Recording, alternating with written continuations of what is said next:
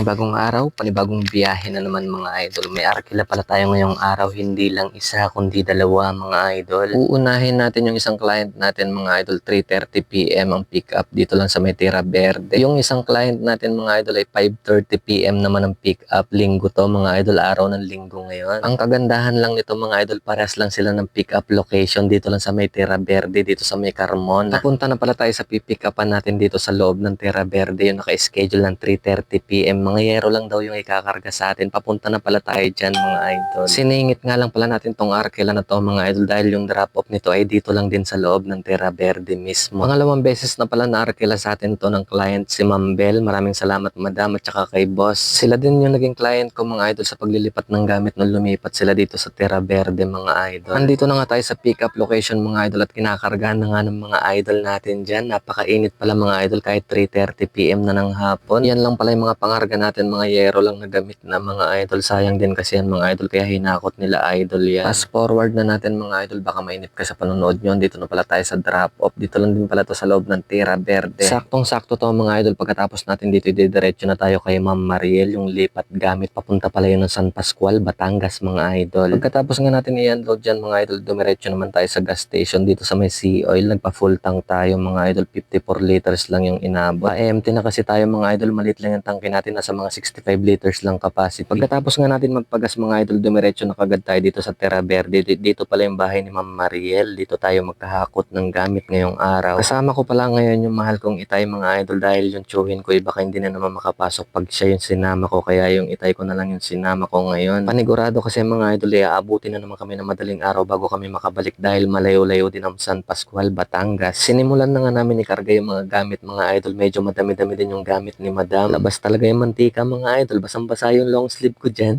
Makalipas ang isang oras mahigit mga idol, napuno na rin yung truck natin. Medyo malog pa nga yung truck natin mga idol dahil hindi pa inabot hanggang bubong. Pagkatapos nga dyan mga idol ay sumibat na rin kami. Maraming salamat pala kay Ma'am Andrea na nagchat sa atin. Siya pala yung nagtimbre sa atin sa biyahe na to mga idol. Magkaibigan kasi sila ni Ma'am Mariel. Maraming salamat madam.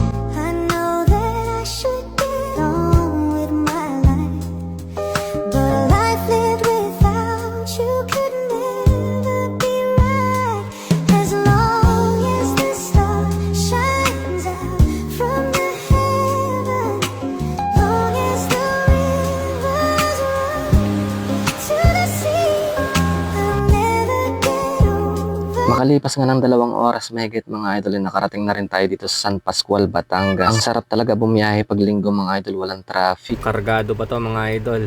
Grabe ang tipid ng 4JJ1 na na makina. Yan, di man lang gumalaw yung gauge ko mga idol, na full tank ko. Nasa 90 km yung tinakbo natin mga idol mula Carmona hanggang dito.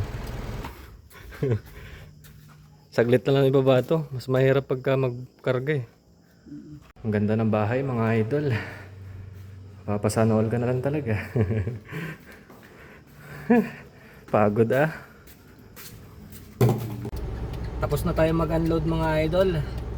Salamat pala kay madam, nagdagdag pa ng 500 pesos sa arkila niya sa atin mga idol. Dahil hindi pa nga kami kumakain ng aking itay, dumiretso muna kami dito sa may Lipa, dito sa may KFC at kumain muna kami dito. Grabe na yung gutom ko dyan mga idol, mga alas 11 na pala ng hating gabi to. Panigurado mga idol, madaling araw na naman kami makakauwi doon sa amin. Hanggang dito na lang ang ating video mga idol. Maraming salamat sa walang sawang sumusuporta sa panonood ng ating mga vlog.